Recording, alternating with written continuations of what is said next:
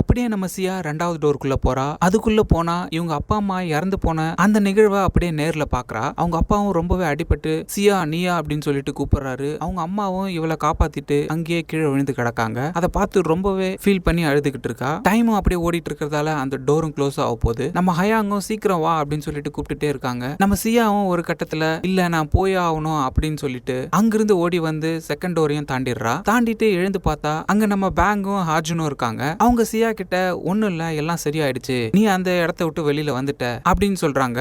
ஆனா ஹயாங் நம்ம வாய்ஸ்ல அவங்க போய் சொல்றாங்க, நீ இப்ப 3வது டோர்ல இருக்க, அங்க நடக்கிற எதையுமே நம்பாத அப்படின்னு சொல்றாங்க. ஆனா நம்ம பேங்க் இல்ல அந்த ஆவிதான் உங்ககிட்ட இப்ப பேசிக்கிட்டு இருக்கு, நீ பின்னாடி திரும்பி பாத்தீங்கன்னா அது எந்த ஆவின்னு நான் கண்டுபிடிச்சிருவேன் அப்படின்னு சொல்றான். இப்படியே 2 பேரும் மாத்தி மாத்தி சொல்லிட்டு இருந்தல நம்ம சியாவும் திரும்பி பாத்துறான். அப்படி திரும்பி பார்த்ததால அந்த டீமனும் நம்ம ஹயாங்க பாத்துடுது. இவளோட மாஸ்க்கும் உடஞ்சிருது. ஹயாங்கரோட இருந்த கனெக்ஷனும் கட் ஆயிடுது. அப்படியே முழிச்சு பார்த்தா ஃபுல்லா ரத்தமா இருக்கிற ஒரு இடத்துல இருக்கா.